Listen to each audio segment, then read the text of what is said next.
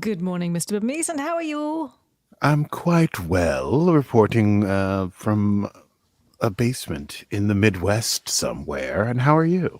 I am well, thank you. Reporting, Ensign Stevie Mann's reporting for duty here at Set Phasers, a highly illogical Star Trek podcast. Permission to come aboard, Ensign. Thank you. What? Oh, that Oh, means that I was you've taken asking to. on an Oh officer no, no, no, role. no, no, no, no, no, no, no, no, no, no, no, no! Don't want you to think that. Uh, that's absolutely not the case. No, I'm just merely welcoming you. Come on in. That's all I'm saying. Well, thank you, Take thank a you, thank load you. off, Ensign. Well, anyway, we are here to discuss Star Trek: Strange New Worlds, season 2, episode 4, Among the Lotus Among the Eaters. Lotus Eaters. Yes, it started 4247085. And we're going to throw down on this, but first we should start the show. Let's start the show.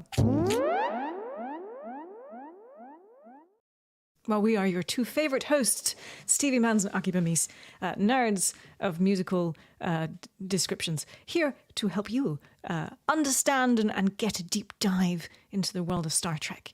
So yeah, let's do it. What are we doing today, Aki? It's a little listen, we're getting into like episode 4 of this season, so we're starting to get into the meat of the season, but we're also starting to get into the sort of like shenanigans episodes of Strange New Worlds, where the crew is all back together finally. We're in our time and our timeline, and we have things to do. So this is episode 4, Among the Lotus Eaters, and it's the Enterprise trying to clean up a little mess they made back in the day. Let's run it down. Yeah, Yeah. so many callbacks. Let's run it down. It's time to run it down. Can you run it down for me? Tell me what just happened. Can you run it down for me? You gotta love these episodes. They are as long as the other episodes, but they go by so quickly because they're so, I don't know, Star Trekky. And anyway, we begin with the Enterprise helping the USS Cayuga in some sort of joint thing, but really it's because Pike and Captain Battelle are trying to steal a little personal time with each other out in space. Get a Trying to little steal kissy. a little kissy face going on. Yeah, for 30 minutes here. They try to do a lunch, or they try to do like a dinner or something, but every time they're about to kiss, they get interrupted by the crew. And um, actually, Battelle does give Pike this gift she found on a planet. It's an Apellian commander's keystone. It's known to guide lost sailors home. And Pike is very touched, and they try to kiss again, but they're interrupted like a third or fourth time. Each time by the crew, even though they're both like, hey, don't interrupt me for the next 35 minutes. Finally, Battelle does get interrupted by her crew because she's a call from the Admiral, has a conversation. Pike is having wine. He can sense that the conversation has gone poorly, and we find out that Battelle has been passed over for a promotion to Commodore due to uh, Vice Admiral Pasalk from episode 2, the mean guy who wanted to take down the entire Enterprise. Is sort of like working against her, and so Pike is like, oh man, maybe we shouldn't be dating because I'm hurting your career, because I'm the whole legal thing. And she's like, is that what you want? He's like, hey, just pull it back a little. And she's like, all right, I'll see you when I see you, Captain. And then he gets a message, Pike gets a message from command about Rigel 7, so they both go off to do their things. And that's a little what love life. Meanwhile, we find out about this Rigel 7 mission from years back. It was a Bronze Age society in a caste system. There was a warrior caste and a ruling caste, and the Enterprise had gone down there with like an away team of like 5 people, and they lost 3, and Spock was almost dead and had to fight their way out. And but they were only there for a few minutes, and so as they managed to get out and get away, and they've been keeping eyes on the planet because it's Bronze Age, and don't want to break the Prime Directive, but they've been taking photos from space, and they find this photo recently taken that's a huge like uh, topiary Starfleet Delta, which is the best way I can describe it, a giant garden shaped like a Starfleet Delta. Um, And so they're like, we must have left something there. So we have to go back undercover and recover whatever it is we got and destroy it and take it off Rigel 7 so that they continue, to develop as they would. And Pike needs M'Benga to go, and he's gonna have Ortega's fly a shuttle down to this crazy planet that's got all this stuff, and also obviously La'an security. Oh, so they all go, and then number one is like, "Hey, I saw the Cayuga USS Cayuga left pretty quickly," and Pike's like, "What are you talking about? No, what?" And she's like, "You did the thing you did where you push people away because they get too close," and he's like, "I don't do that," and she's like, "You definitely do," and he's like, "Say what?" We got to deal with this Rigel 7 business. Then we get a very excited personal log from Erica Ortegas, the ship's pilot. Excited to be part of the landing party going down to Rigel 7. Very happy to be not in uniform. There's this crazy, hard thing to do. So she's pretty excited to do that. But then as soon as they're about to leave, they find out that there's like an asteroid impact that's left all these fragments in the atmosphere and that she'll have to stay behind to navigate the Enterprise through these fragments to keep it safe. So she doesn't get to go. The landing party now is just going to be Pike, M'Benga, and La'an. Pike flies the shuttle down. The plan is to land and then hike 20 kilometers to the settlement and then take a look and then camp and then see what's going on. And Pike is like, the reason I need you to is I need people who can be fighters, who can handle themselves without a phaser. And we know that M'Benga can handle himself without a phaser in a fight because of episode, was that 1? Yeah, that was the first episode where M'Benga and Chapel took the green stimulants and beat the crap out of 4,000 Klingons. So they're like, cool, let's do this. Let's do this mission. And then as they're walking out, La'an hears a high-pitched ringing and sort of loses some time and thinks that maybe she was only away for a few minutes, but it turns out that it was actually more like 6 hours. They had walked for 6 hours, and because of the tinnitus in her ear, she had lost it. But M'Benga's like, she seems okay to continue the mission, so we're just going to keep going. They get to this palace. It's a well-guarded tower. La'an hears the ringing again. They see that the Kalarans have phase rifles, and then they're approached by a Kalaran party. They try to lie, but then the Kalarans say, "We know you are from Starfleet," and they take them in. At that moment, M'Benga hears the whine, and he loses time. And when he comes to, they're inside the tower, and they're meeting the leader of these Kalarans, and it's none other than bum bum bum. No real bum bum bum there, but we briefly saw photos of the 3 members of Pike's party who were killed. And this is one of them. This is Zach, and he is the king now. This would almost be a Lower Decks episode. He's mad that Pike didn't come find him because he didn't die, and now he goes by High Lord Zacharias. This all felt very Lower Decksy. But he mentions this ringing that they're hearing, and he says it's caused by local radiation. It causes one to lose time, have headaches, and then eventually forget everything and everyone that they know and are. And Zach's like, you're going to suffer the way I suffered, and no one will remember you. And Pike's like, the Enterprise is right in orbit. He's like, no one will remember by tomorrow. Whining sound. And then Pike comes to with the landing team in a cage, but none of them remember who they are or why they're there. Meanwhile, on the ship, Uhura's having the same experience. She lost 2 hours. She goes to sick bay with Ortegas, and after being examined by Nurse Chapel, they see that there's a synaptic degradation throughout Uhura's brain. They give her a sedative, and then they're like, oh man, as long as it's just her, we're fine. But then Spock relates that 6 other crew members are also experiencing this. So it looks like everyone's going to lose their memories, and things are going to go pretty bad. The landing party are woken in the morning by guards who tell them to get up, and they are befriended by a person whose name I never got. I could have Googled it, but I decided not to. So I'm going to call him the Stranger. Just a nice old man among the Kalarans who's like, we're field Kalarans, and we go through hard forgetting. Is that what they're called? The forgettings? Yes. Yeah, right. I was trying to say, it's not the rememberings. They go through hard. You had a hard forgetting last night. You must see the totem, but come follow me. And basically, because they have no memories, the people who like live outside, I guess the tower protects people's minds. The people who live outside of it lose their memories every night. And they wake up and they consult this totem, and then they just do hard labor in the fields and then go back to their little villages or their little cages. So they're forced to do that. The stranger is, trying to keep them calm, but those Starfleet instincts are kicking in, and Pike and La'an are like, "There's only two guards here, and I think we could take them out." And they don't know that they know each other, but the stranger says that emotions can guide you where memory can't. So they can sort of feel that, like, we know each other, we're friends. They have he feels that he knows M'Benga, even though M'Benga is doing wood sawing instead of rock chopping. But even though the stranger tells them to live in the moment and let go before they fight, they take down two of the guards, but La'an is critically wounded. M'Benga comes to her aid, but can't remember exactly how to save her, and the stranger says he will help them hide. Meanwhile, on the ship, Chapel explains the situation to Una, but has to explain it a couple of times because Una is hearing the whining as well. So they're forgetting the things that they're hearing, and Spock is giving people their personal information files, hoping that if they lose their memories, they can look down, read who they are, and continue the work that they were doing. A very Vulcan solution. And Spock is the first to sort of believe that Rigel 7 is the culprit.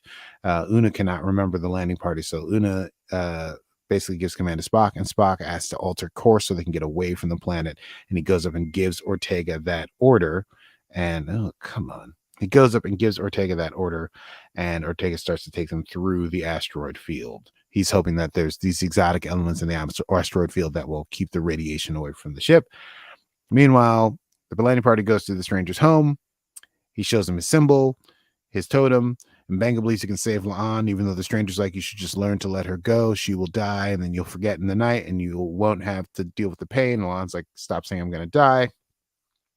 And then Pike, seeing the totem and hearing about the story, the myth that the gods decreed that there would be two Kalarans, those who remember and those who forget and have to work. But there's a myth that in the castle there's a casket, and that's the place that saves all of Kalarans' memories when they're inside the castle. And so Pike is able to convince the stranger to join him to storm the castle to get the memories to save La'an before the next forgetting.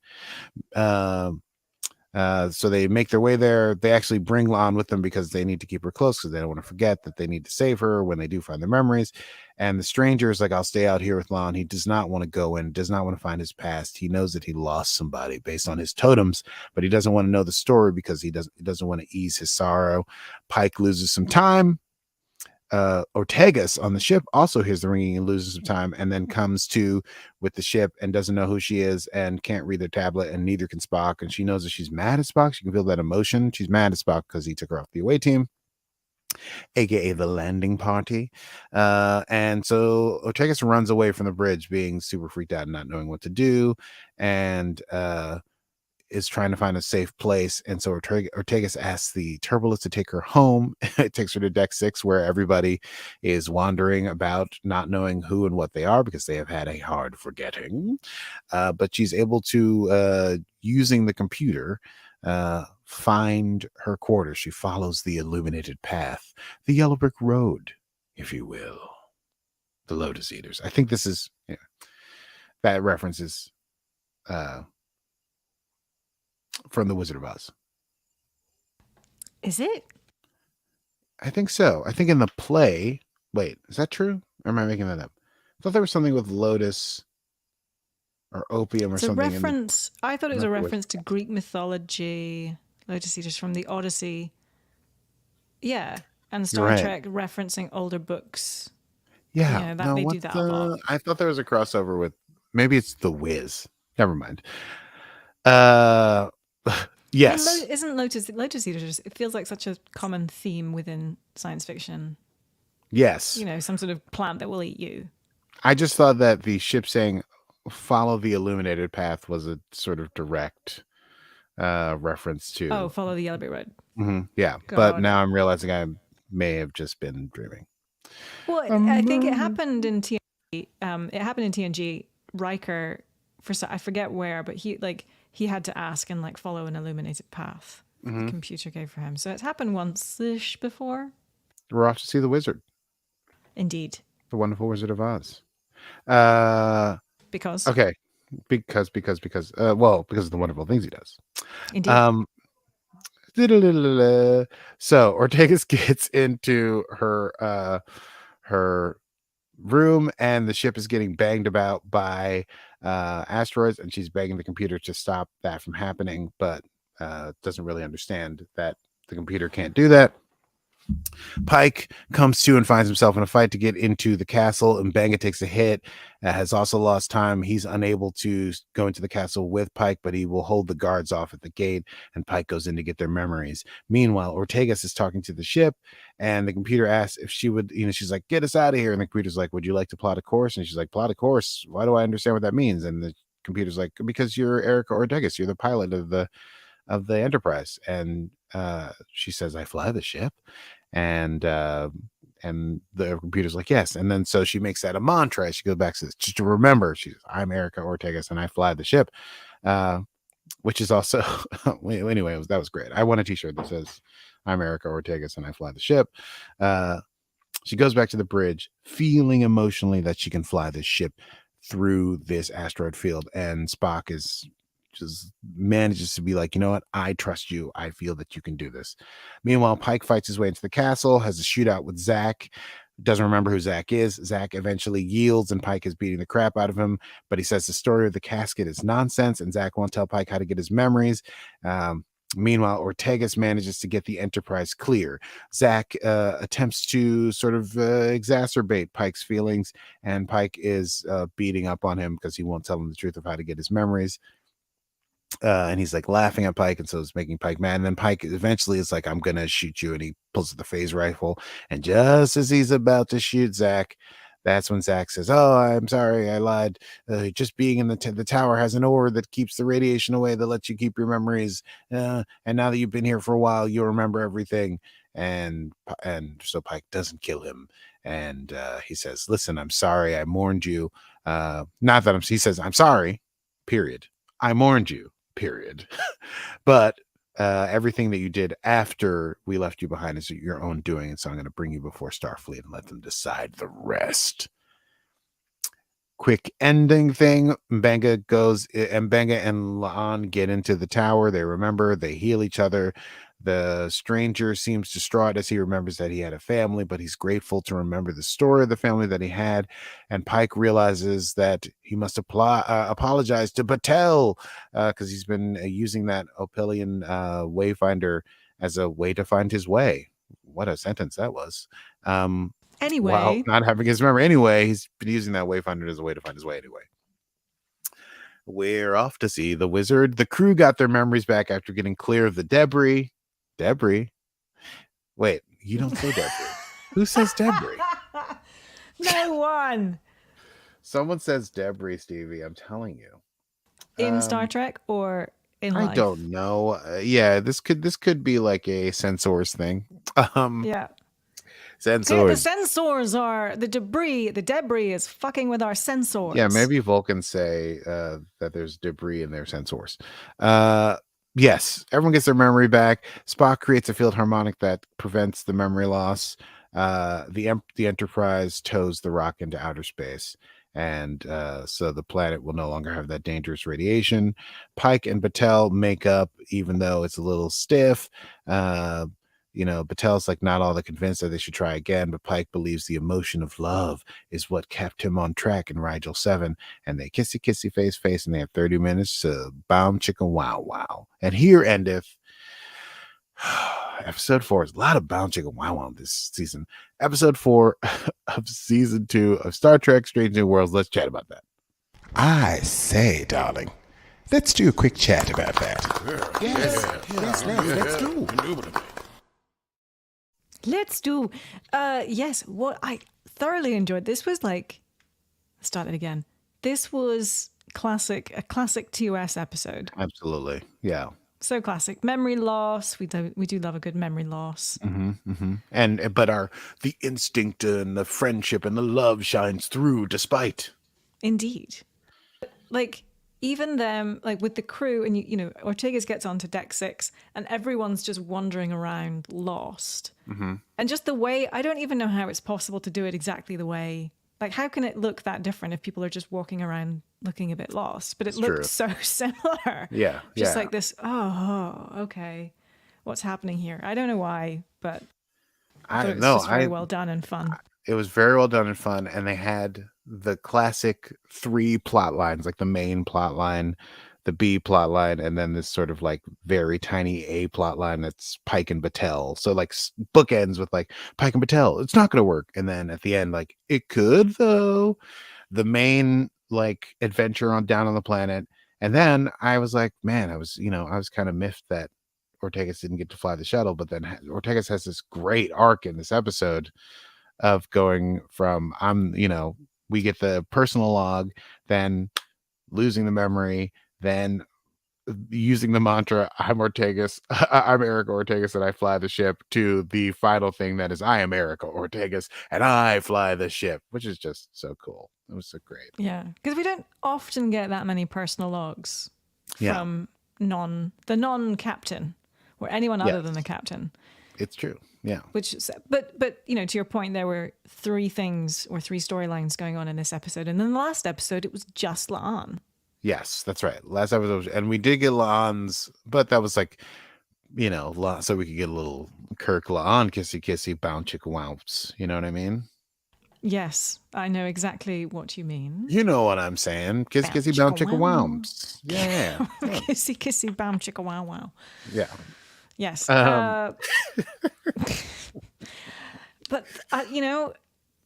so obviously they're doing so much in season 2. I'm still like waiting to see what the big, like, where is it going? Like there's clearly like a big sort of conflict to it.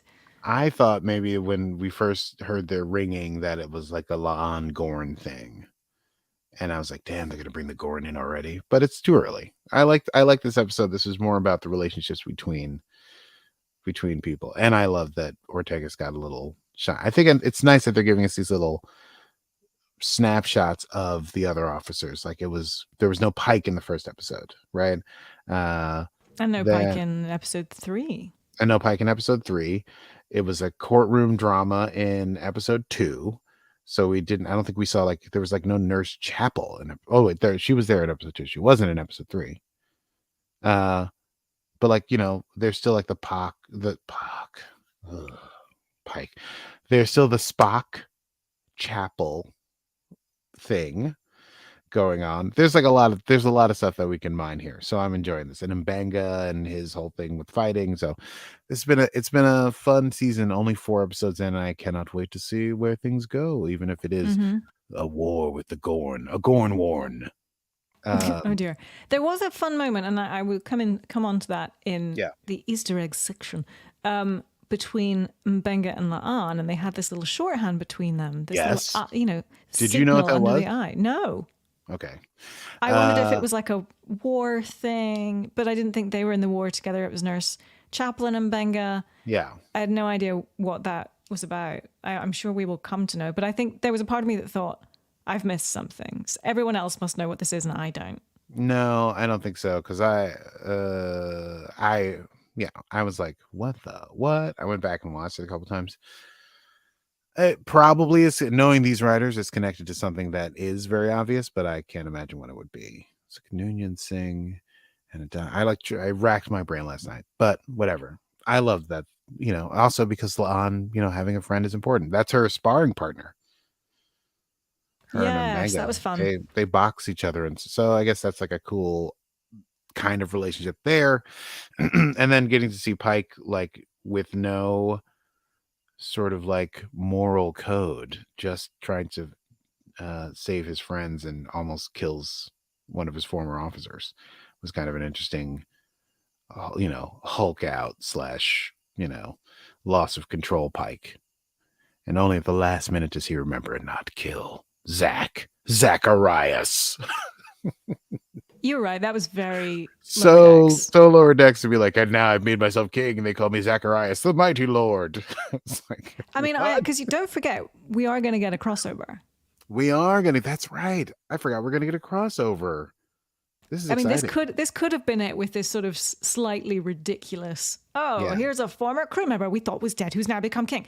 But this was obviously the intention here was really to throw back to the cage. Yes, indeed.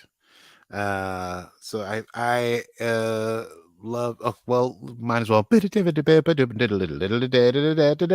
imagine the cage. Hello, ladies and gentlemen. We return. Welcome back to Set Phasers. We go immediately to the Easter egg desk with Stevie Man. Stevie, how are you today? Hi there. Okay, I am doing well. It is great to be here on the set of Star Trek: Strange New Worlds season 2, episode 4. Shit, season 2, episode 4. Yes. Yes. And we have a fountain, a plethora, a pit of Easter eggs for you, a veritable hunt of Easter eggs. Excuse me? Are these? I don't know. Are these British? I'm trying to I'm trying to think of different metaphors. Okay. Anyway, we start Sorry. with obviously the Trek. The Trek trope here was the memory loss trope. Do love a good memory loss. We love it. We love love our tropes here. We do. Love our tropes. We don't care that they are tropes. The fact that they are, it's nostalgia. We do. It's about how well they're done. They're like old recipes we love. So the Mariner's Keystone that Battelle picked up for Captain Pike's little anniversary gift, she said that she got it from the planet Galt. Did you know that this was probably the same Galt where Worf grew up? No. Which from the perspective of this show is clearly in the future. So I thought that was a bit fun. Little deep cut there. Little deep. A little deep. Rigel 7. Obviously, this is all about, we're all on Rigel 7. First glimpsed in the telepathic flashbacks in The Cage, the very first Star Trek pilot episode from 1965, the original series. Number 1 says, "We were there 5 years ago as a routine exploration of an M-class planet, or a Class M planet." And that would have happened in the year 2254 because it's 2259 in the present. So Indeed. the entire backstory of The Cage occurs just before what Pike called the fight on Rigel 7. So we're getting lots of canon and timelines, which is rather fun, I think. Rather fun. Rather fun. This is just a little silly thing, but if you remember, in The Cage, Spock walks with a limp, which is an intentional choice. And in this episode, Pike mentions that we lost 3 people. We had to get to Vega Colony before Spock's injuries made it 4. Right. So I thought that was obviously calling back to the fact that in that episode, Leonard Nimoy's decision to walk with a limp, they thought, oh, let's tie it in. So some super nerdy people at that writing desk. They're really going ham on that because he's not even really Spock in that episode. He's like just a he's a bit hench. weird. Yeah. I mean, they needed to tweak a lot of things, and I'm glad they did. But subdermal universal translators. So, in order to communicate with the local Kalar, the landing party has subdermal universal translators. Now, we wonder why these wouldn't be standard issue all of the time. Yeah. And in Discovery, we still have the standard communicator work as a universal translator. In Next Gen, it's assumed that the comm badge is also a built-in universal translator. And in Patterns of Force, in the original series, Kirk and Spock had subdermal transponders injected into their arms, which were basically homing beacons. So it sort of, slightly pokes fun at canon and why is this not always there? Yes, someone trying to solve these problems. Yes. Intermittently, they're like, oh, because they're here this way. Yeah. But if we had them, then we wouldn't need Uhura. This is 100% true. Well, but even Uhura's really there because she's able to learn new languages. But also, listen, if we had them and we didn't deal with languages, we would never have Jalad. Yes. At Tanagra. You know what I mean? Universal translator could do fuck all with that. That's right. I could do fuck all with that. Fuck all with now that. That's some British shit. Fuck hole. Okay. Number 1 takes over the helm from Ortegas and says, "I flew the Enterprise before you did." Now, an implicit reference to The Cage, but also to Discovery Season 2 and short treks. Yes. Prior to Strange New World, number 1 was both the flight controller of the Enterprise and the first officer at the same time. That's right. She can do all the things. Una, number 1. Una. Benga and the An. So it's not, we talked about this. We've seen their little shorthand, a specific shorthand gesture near the eye. Lets us know that there's some sort of understanding. And when they both regain their memories, we see the same hand gesture just as we did in the first episode of the show in season 1. Oh, So wow. maybe we need to like have another look at it. I forgot about that. Yeah, so I don't know. Touche. Touche. And my last Easter egg. It's not as sort of an Easter egg as it is more of a observation. The end of this episode finds us zooming out from the windows of Captain Pike's quarters with Captain Bertel. And they're having their boom boom kissy kissy. What is it? What did you call it? Boom chicka wow wow. Wow, Kissy, you made kissy. it even dirtier. How could you? It's kissy kissy bounce chicka wow wow. Sorry. Keep it clean. Family show. Yeah. Kissy kissy bow chicka wow wow. Yes. So from the look of it, it seems like that puts his room right near the front of the saucer section, slightly to the left, probably meaning that Pike's quarters are on a different deck than everyone else's, which we know are on deck 6. And that callback in this episode was from the original series where the computer said something about deck 6. So we know now that Pike's quarters are on a different deck. And also, these nice windows seem more than a little inspired by 10 Forward in The Next Generation. Oh, touche. Touche. Well, oh, sorry. Yes. Aki, that's all for me at the Easter egg desk here on Star Trek Strange New Worlds. It is back to you in the studio. Oh, that was interesting. Did you turn into a Muppet at the end? Yes, I did. Marvelous. I've done it before. And was you'll do it again. unintentional. It's fine. Let's go on to it's hard. That's when you do it. Then it's hard for me not to. Let's go on to quotable moments. Quotable moments. See you when I see you, Captain. I liked that. That was pretty cold. I'm Erica Ortegas. I fly the ship. I'm Erica Ortegas. I fly the ship. Is the stuff of legend. That's stuff for a t-shirt. That's a t-shirt, 100%. I liked when Zacharias, again, in keeping the lower decks feeling of things, when Pike's like, just come with me and we take you back and get rid of this cultural contamination. He says, I armed the locals with Starfleet tech and made myself king. There's no going back for me.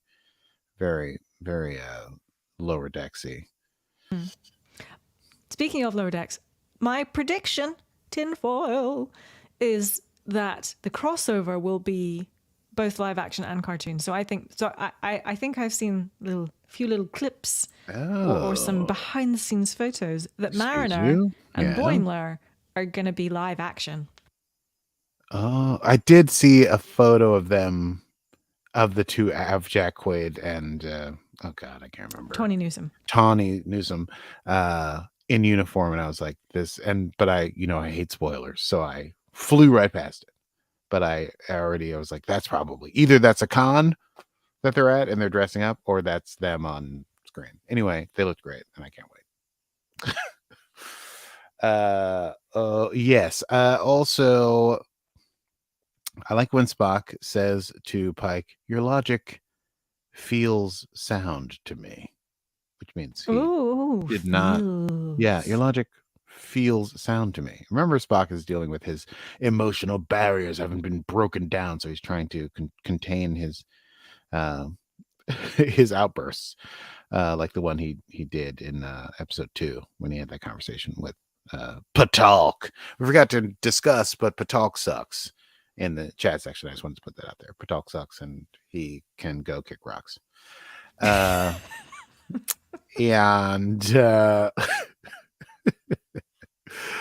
finally, I liked when the stranger said, I am past the need to remember. I am too afraid of the pain. That was such a Star Trek style, foible to have, where he's like, I won't go on. No, I don't need to know. I prefer not to know. The pain is too great. I mean, that was season 3 of Discovery was all about someone whose memory was too painful for them to confront. Yes, and your favorite scene or line ever. Oh, computer. I've forgotten it now, but it was like, show me my past. It hurts. I do. I really did love that line, and I need to look it up because I should have it tattooed. I think we should do a rewatch of Discovery. I would love that. The whole thing. We're gonna have to, because it's like gonna be so long before the next episode. Yeah. Anyway, on to next time. Or did you have a quote? No. Let us move on. Till next time. Next time on Set Phasers, we'll talk about season 2, episode 5 of Star Trek Strange New Worlds. Is that close to the Windsor accent? I've been working on it.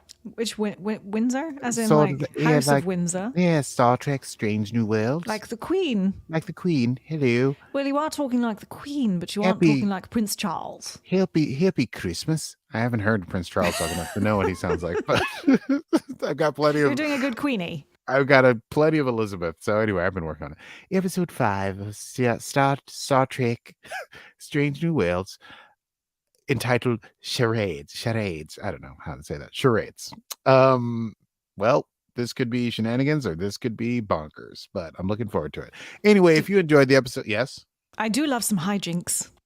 I think we're due for some hijinks. If you've enjoyed this episode, please follow us wherever you get your podcasts. We have plenty of episodes. We've discussed Star Trek Discovery, Star Trek Strange New Worlds, Star Trek Lower Decks, Star Trek Picard, and we have all those episodes wherever you get your sweet podcasts from. Indeed. Thank you so much for tuning in. I am Stevie Bands. And I still carry the weight.